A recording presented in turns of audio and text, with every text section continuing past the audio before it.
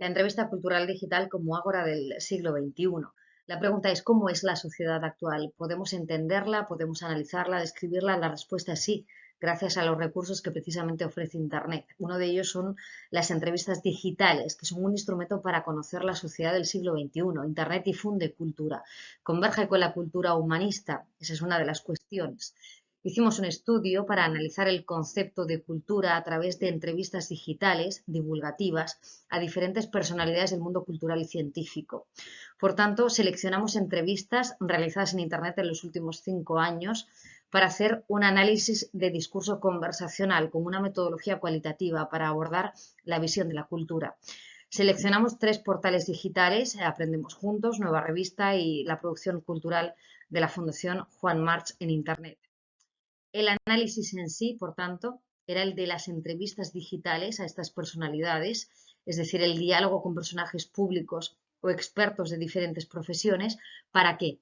Para conocer la visión del hombre en el siglo XXI, para abordar las grandes preguntas que se ha hecho a lo largo de la historia, las grandes preguntas en torno a su existencia y para ver incluso el impacto de Internet como red de conocimiento, de transferencia del conocimiento. Con lo cual, era clave analizar el contenido de las entrevistas, hacerlo desde canales culturales con agentes clave de la sociedad actual que fuesen también reconocidos por su actividad profesional a día de hoy.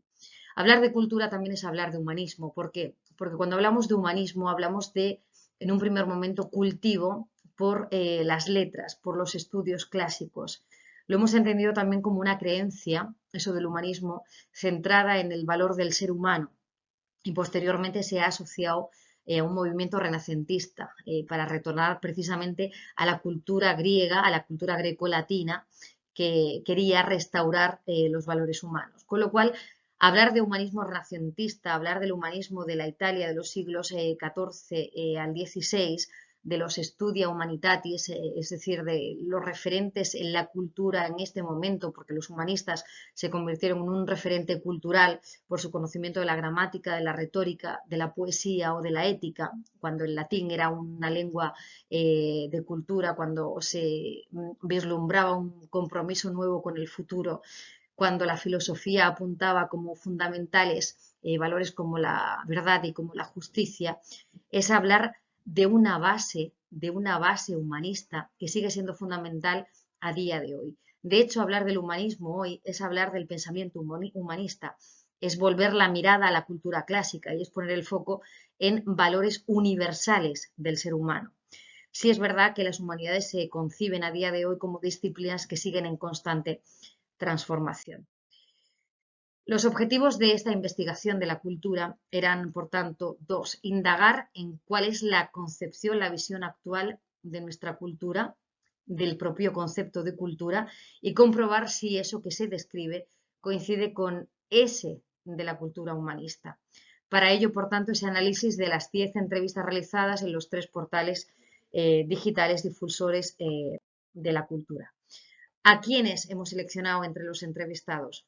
A De la Cortina, a Lorenzo Silva, a Carlos López Otín, a Marián Rojas Estapé, a María Martiñón, a Mara Diersen, a Irene Vallejo, a Miguel Ángel Garrido, a Emilio del Río y a Abelino Corma, como veis, de diferentes áreas de estudio, de ciencias sociales, de humanidades, de ciencias de la salud, que son licenciados, que son doctores o catedráticos.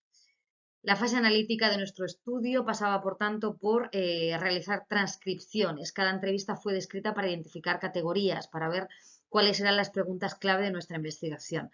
De hecho, la transcripción literal de ese contenido de las entrevistas se convirtió en una unidad de muestreo y ello implicaba poder ver temas y conceptos que queríamos investigar, es decir, el concepto de cultura o la propia mirada a la cultura clásica. Para realizar ese proceso de análisis e interpretación de los datos nos servimos de un programa de análisis cualitativo que era MaxQDA 2022. ¿Qué se hizo? Se prepararon documentos primarios con esa transcripción de las entrevistas, se creó una unidad hermenéutica para realizar un trabajo textual de codificación. Sí es verdad que se fueron realizando modificaciones al esquema de codificación cuando se vio necesario. Se señaló un primer investigador, se asignó un segundo codificador para que hubiese una submuestra de transcripción a fin de controlar la propia confiabilidad de la codificación, es decir, una confiabilidad entre codificadores que se pudiese calcular. Se lograron buenos resultados, un buen acuerdo entre los codificadores, y esto permitió también una elaboración de un informe final, de un trabajo conceptual para realizar una relación de redes, ¿no? Una serie de relaciones y de redes. Desde la realización de entrevistas, desde la selección de las entrevistas y su análisis, podíamos, por tanto, ver cómo la cultura era algo ligado absolutamente a las citas y a las referencias de la antigüedad clásica, Grecia y a Roma. Y cómo desde las entrevistas veíamos que hablar de cultura era hablar de otras cuestiones vinculantes en todas y cada una de esas entrevistas. Y esas cuestiones que se vinculaban a cultura estaban relacionadas con la importancia de la misma, con los libros y la lectura, con la investigación, con otros tipos de cultura o con una reivindicación a la cultura humanística.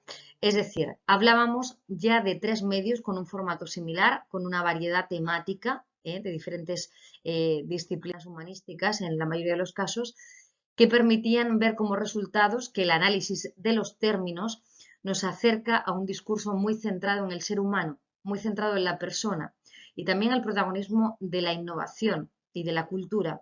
Por lo tanto, han sido relevantes y referencias imprescindibles las relacionadas con las humanidades, con la ética, con la filosofía, pero también con la ciencia, con la empresa y con la tecnología.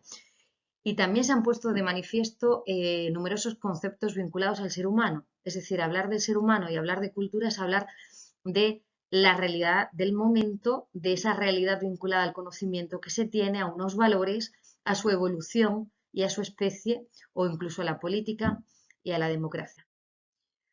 Los resultados, por tanto, exigían una codificación, la codificación de las respuestas de las entrevistas que han tratado el tema de la cultura se ha concretado en un sistema de 5 subcódigos que podemos ver en este gráfico, marcando, por tanto, un porcentaje concreto a cada uno de esos subcódigos. Es decir, en el 22% de las referencias vemos la importancia de la cultura. En el 44% de las referencias vemos la importancia de la formación con la lectura. En el 56% de los casos se habla de investigación, de internacionalización y de divulgación. El 22% de las alusiones se presentan como una reivindicación a lo que era la cultura humanística. Y en el 33% de los casos hablamos de otros tipos de cultura, como por ejemplo la cultura audiovisual en la sociedad actual. Sí está claro que la extensión de las entrevistas, algunas duran más de 90 minutos, la transcripción ha sido de más de 14.000 palabras, ha permitido ver que la cultura es una guía en el mundo actual, en el mundo digital y en el mundo tecnológico. Ha permitido ver que la cultura es un garante de libertad, que es fundamental precisamente para poder decidir por nosotros mismos y que es un concepto necesariamente vinculado a la antigüedad clásica. De hecho, un 80% de los entrevistados hacen al menos una referencia a esa antigüedad de Grecia y Roma. Estamos hablando de referencias a autores como Homero o como Virgilio. En definitiva, podemos señalar que los autores, es decir, los entrevistados, que han hecho más referencias a la cultura como algo vinculado necesariamente a todo lo referente a Grecia y a Roma, a la cultura clásica, son formados, proceden fundamentalmente de una formación en humanidades. Han sido los entrevistados con más referencias a esta antigua Grecia y Roma, Emilio del Río e Irene Vallejo. Y además de las 102 citas, 39 corresponden a autores de la cultura clásica. Esto supone un 38,2%. Por último, los resultados. Destacan en definitiva la necesidad de la cultura para vivir en libertad. Destacan los libros como canal de transmisión del conocimiento, el protagonismo de la investigación, se reivindica una cultura humanística y se aborda un arraigo de la tradición grecolatina en el saber. Las conclusiones, para terminar, nos permiten concluir, nos permiten ver que esas entrevistas digitales que recogen diversos canales online, canales culturales, transmiten la ciencia, transmiten cultura, transmiten conocimiento y difunden el pensamiento. La cultura se presenta como un elemento esencial para el ser humano y lo es porque actúa como una guía, como un norte, en un mundo cada vez más tecnológico.